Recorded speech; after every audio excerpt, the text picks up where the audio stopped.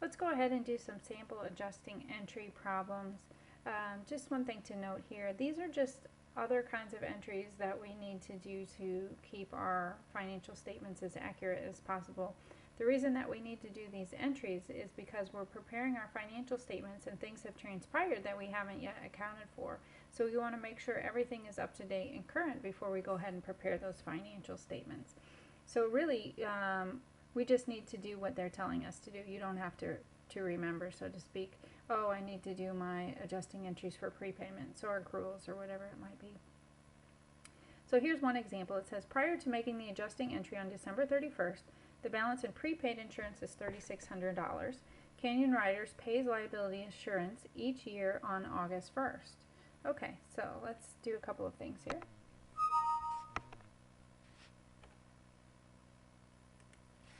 Okay, so on August, let's look. So we drew a T account for prepaid insurance. It would show a balance from August 1st of $3,600. Now that's an asset sitting on our book. So if we don't make an adjustment here, it's going to show that we have more assets than we actually have. And it says that's a yearly, that they pay the liability insurance each year on August 1st. So we need to figure out how many months have gone by since we purchased that particular policy. So August, all of August, September, October, November, and now it's December, the end of December. So 1, 2, 3, 4, 5 months have actually gone by. So if we paid $3,600 for that particular policy and it's good for 12 months, that means $300 of that policy expire each and every year, or I'm sorry, each and every month. Multiply that times the number of months that have gone by, that means $1,500 of that policy have actually expired. So what we need to do is to go ahead and debit our insurance expense. This is on the 31st.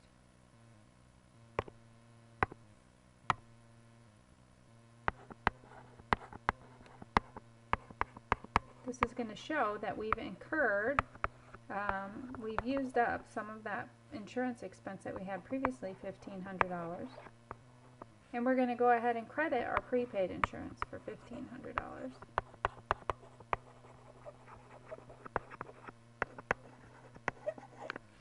Couple of things to note here. So if we didn't do this journal entry, as I alluded to before, we would show that we had $3,600 sitting in our asset prepaid insurance, when in fact we only have $2,100 worth of prepaid insurance available to us. It also would, if we didn't do this entry, our net income would be higher than it actually should be, because we've actually incurred $1,500 worth of insurance expense.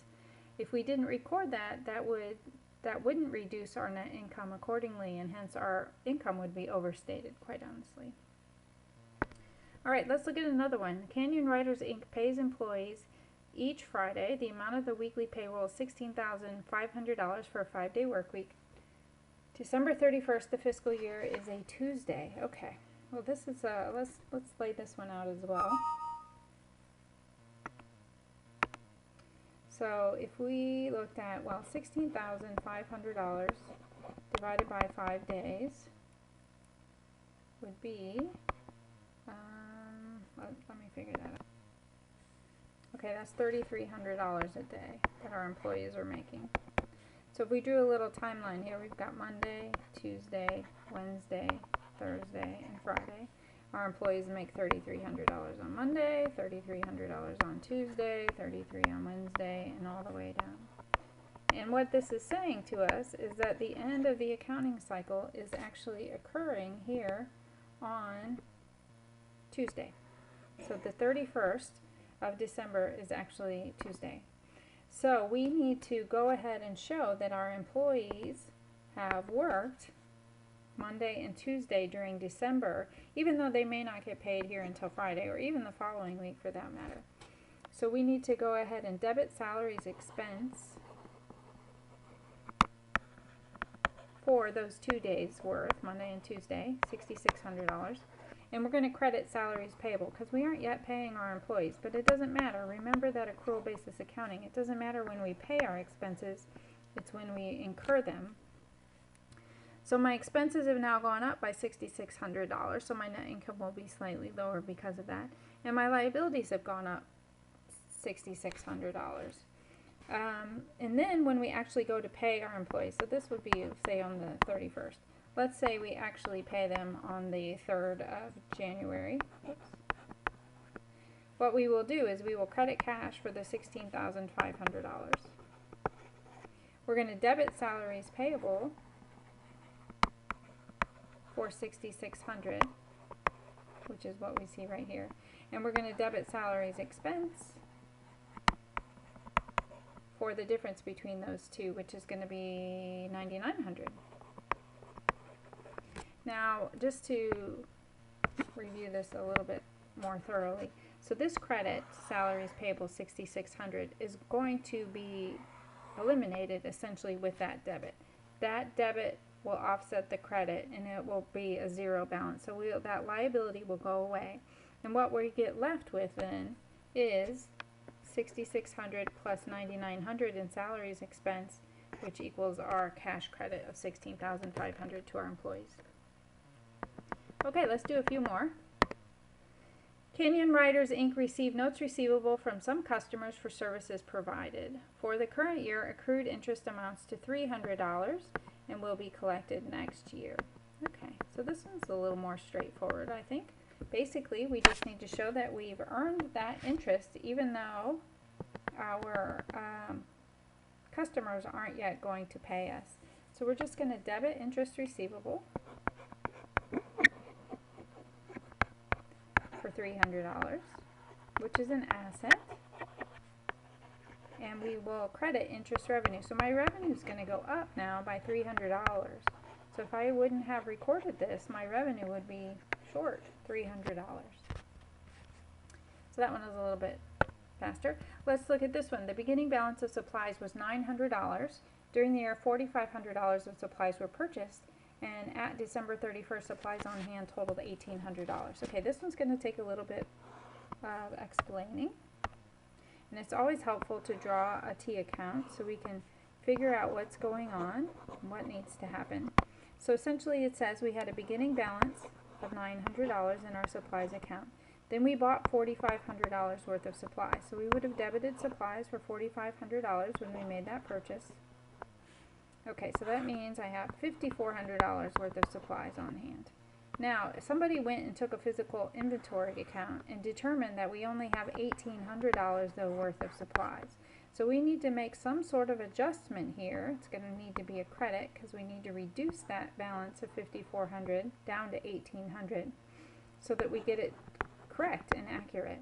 And so $5,400 minus $1,800 should be $3,600. So we're going to need to credit our supplies, and I'll write that down here, $3,600, to go ahead and reduce that asset to its correct amount. And then we will debit supplies expense to show that we've actually used, through the accounting period, $3,600 worth of supplies. So again, it's important that we capture this because otherwise my revenue will be overstated by $3,600 because I would have forgotten to actually include that expense there. Okay, and a couple more examples maybe. During the year, Canyon Riders Inc. received $17,200 in advance for services to be provided at a later date. As of December 31st, Canyon Riders earned $5,100 of the total fees received during the year. Okay, this is a good one. So I'm going to show what happens when we actually received that $17,200. What we would have done would have been to debit cash, $17,200, and credit our unearned revenue. Remember, that's a liability. We now have an obligation to provide a service or deliver merchandise. Okay, so that would have happened earlier in the year. Now it says that we've earned $5,100 of that. So we want to reduce our liability by debiting unearned revenue, $5,100, and we credit the actual earned revenue account. So it may be service revenue, $5,100. Okay, so we're just taking it from a liability and converting it into revenue. So now my revenue is going to go up by $5,100. I certainly don't want to forget that at the end of an accounting period. The very last one we have is for depreciation. It says depreciation for the current year includes vehicles $29.90 and equipment $1,300. So we need to debit depreciation expense. All of our journal entries for depreciation will debit depreciation expense, and then we credit the contra asset accumulated depreciation for each individual asset. So we will debit accumulated depreciation for vehicles and accumulated depreciation for equipment. Oops, what happened here? It doesn't want to write right there. So we'll add those two together. Try a different color. So if we get $29.90 and $1,300, well, since I'm almost done, we'll walk you through it here if I can't get it to write.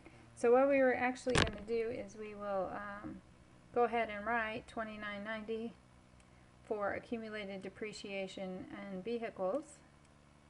Sorry, I'm using my mouse now. And we will credit accumulated depreciation for equipment for $1,300, and then we're going to debit those two. So add those two together, that will be my total depreciation expense, which is $42.90.